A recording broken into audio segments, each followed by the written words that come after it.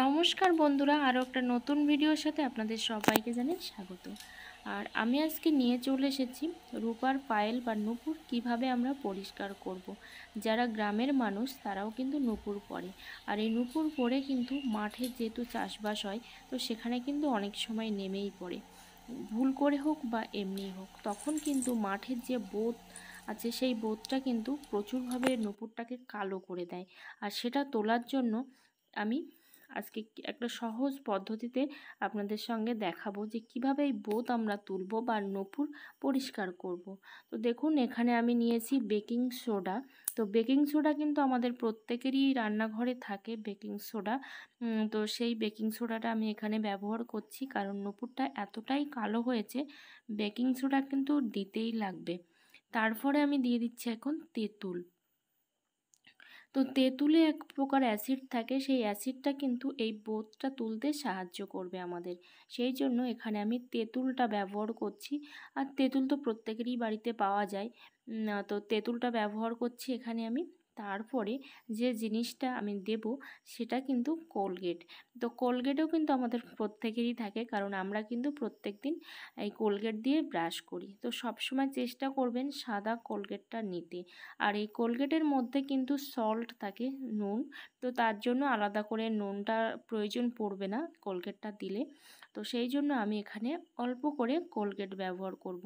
আর নূপুরটা তো দেখলেনই যে কতটা পরিমাণে বোঁত পড়েছে, মানে একদমই কিন্তু রূপোর জিনিস সেটা কিন্তু বোঝাই যাচ্ছে না, এতটাই কালো হয়ে গেছে বোঁদে। বা ওই যে জলের যে নোংরা, কাদা ফাঁকের যে নোংরা, সেই নোংরাটা পড়েছে। কিংবা এমনি নর্মালি যদি নূপুর নোংরা হয়ে যায় তো তার জন্য কিন্তু করতে পারেন। তো দেখুন, আমি এখন এই তিনটি উপকরণ ভালো করে এখানে মিক্সড করব, কারণ একটু গালিয়ে নিতে হবে এই যে তেঁতুলগুলো, না হলে কিন্তু তেঁতুলটা ভালো করে এই জলের সঙ্গে গলবে না, সেই জন্য একটু ভালো করে গলিয়ে নিতে হবে। আর যারা আমার চ্যানেলটা নিউ ভিজিট করছেন অবশ্যই চ্যানেলটাকে সাবস্ক্রাইব করে সাথে পাশে থাকা বেল বাটনটি বাজিয়ে দেবেন। আর যারা অলরেডি চ্যানেলটাকে সাবস্ক্রাইব করেছেন সবাইকে থ্যাংক ইউ সো মাচ। তো দেখুন বন্ধুরা, এবার কিন্তু আমি এই নূপুরটা এর মধ্যে কিন্তু ডুবিয়ে দেব। নূপুরের দিকে তাকিয়ে দেখুন যে নূপুরটা ঠিক কী পরিমাণে কালো হয়েছে। তো ক্যামেরাতে যতটা পরিমাণে কালো আসছে তার থেকেও কিন্তু কালো হয়েছে নূপুরটা।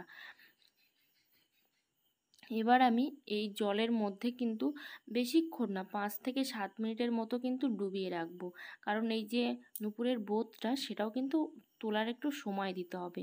তারপরে দেখুন আমি 5 থেকে 7 মিনিট পরে এই যে কোলগেট লাগিয়ে নিলাম একটু, আমাদের যে ফেলে দেওয়া ব্রাশগুলো আছে সেই ব্রাশের মধ্যে। আর অবশ্যই ব্রাশটা কিন্তু নরম হতে হবে, না হলে কিন্তু এই যে নূপুরের সূক্ষ্ম সূক্ষ্ম যে কাজগুলো থাকে সেগুলো কিন্তু ভেঙে যাবে। তারপর দেখুন এভাবে ব্রাশ করে নিচ্ছি। আর কোনো কিছুই করতে হবে না, কোনো সাবান বা কোনো ধরনের লিকুইড কিছুই কিন্তু ব্যবহার করার এখানে প্রয়োজন নেই। ঠিক এই তিনটি উপকরণ দিয়েই কিন্তু আমরা এই নূপুরটাকে একদম ঝকঝকে চকচকে কিন্তু করে ফেলতে পারবো, কোনো রকম ভয়ের কিছুই নেই। আর যে নূপুরটা দেখলে সবাই ভয় পেয়ে যাবে যে এতটা কালো হয়ে গেছে, এতটা নোংরা হয়ে গেছে, তার কিন্তু ভয় পাওয়ার প্রয়োজন নেই। তো দেখুন এভাবে কিন্তু ভালো করে এটা আমি এখন পরিষ্কার করে নিচ্ছি।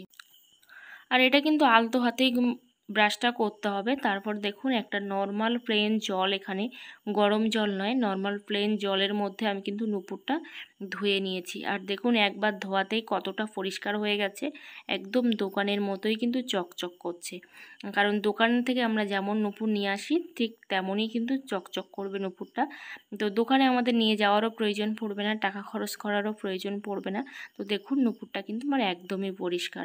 আমিও একটা চিন্তায় ছিলাম যে নূপুরটা এভাবে কালো হয়েছে, তো এত সহজভাবে যে নূপুরটা পরিষ্কার হয়ে যাবে আমিও সত্যি ভাবতে পারিনি। তো দেখুন কত সুন্দরভাবে আমি নূপুরটা পরিষ্কার করেছি। আর ভিডিওটা ভালো লাগলে অবশ্যই একটা লাইক করবেন, কমেন্ট করবেন।